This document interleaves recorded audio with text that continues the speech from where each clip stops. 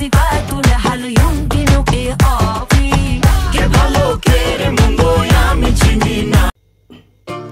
Hello বন্ধুরা, আপনারা সবাই কেমন আছেন? আশা করি আপনারা সবাই খুবই ভালো আছেন। তো শাকিব খানের ফ্যান যারা আছে তারা কিন্তু খুশি হতেই পারেন, কেননা বরবাদ সিনেমার একটি গানের টিজার কিন্তু চলে আসছে এবং কি সেই গানটি কিন্তু 28 তারিখে চলে আসবে। তো যে গানটি টিজার আসছে সেই টিজারটি নিয়ে আমি এই ভিডিওতে মূলত কথা বলবো। তো যে টিজারটা আসছে সেই টিজারটা কিন্তু অনেকের কাছে ভালো লাগছে, কেননা গানটির নাম হলো চাঁদ মামা। তো এই গানটি গাইছেন হলো প্রীতম হাসান। তো এখানে শাকিব খান যে ডান্সটা করছে সেটা কিন্তু অসম্ভব পরিমাণে সুন্দর ছিল এবং কি নুসরাত ফারিয়ার নাচটা কিন্তু জোশ ছিল এবং কি গানটা কিন্তু মিক্সচার হবে।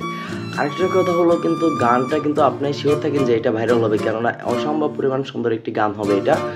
আরেকটা কথা বলছে, শাকিব খানের সিনেমাটা কিন্তু ভায়োলেন্সে ভরা, তো এই জন্য কিন্তু সেন্সর বোর্ডে জমা দিয়েছিল তারা। কিন্তু শাকিব খানের যে মুভিটা আছে এই মুভিটা কিন্তু আপনার 12 মিনিট কেটে তারপরে কিন্তু জমা দিতে বলছে, কেননা যারা ছোটো আছে 18 বছরের নিচে তাদের জন্য কিন্তু এই ছবিটা ভয়ঙ্কর হতে পারে। সেই জন্য ছবিটা কি করছে আপনার সেন্সর বোর্ডে জমা দেওয়ার পর তারা কিন্তু বলছে যে এটাকে তোমাকে 12 মিনিট কমাতে হবে। তো এখন যে মেহেদী হাসান আছে পরিচালক, সে কিন্তু বলছে যে ভাই এটা 16 সেকেন্ডের মতো কমানো হয়েছে, কিন্তু একটা কথা বলছে 16 সেকেন্ড কমানো হয় নাই, মেবি ওইখানে 12 থেকে 10 মিনিট কাটা হয়েছে। কাটার পরে যে 12 থেকে 10 মিনিট আছে সেটার সাথে কিন্তু আপনার 12 থেকে 10 মিনিটে আবার শুটিং করতে হয়েছে, তারপরে কিন্তু সেটা অ্যাড করে আপনার বা এখান থেকে 2 ঘন্টা 29 মিনিটে যে সিনটা ছিল। তো মেহেদী হাসান রানা বলেন যে তারা আগে থেকে নাকি 10 মিনিট কাট করে 19 মিনিট রাখছিলেন, তো সেখান থেকে হয়তো বা 12 মিনিট আবার কাটা হবে। তারপরে সিনেমাটার দৈর্ঘ্য হতে পারে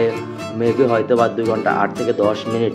একটা কথা বলছে যে শাকিব খানের এই বরবাদ সিনেমাটা কিন্তু দর্শকরা যে টাকা দিয়ে দেখবে সেটা কিন্তু উসুল হয়ে যাবে, পয়সাটা উসুল হয়ে যাবে।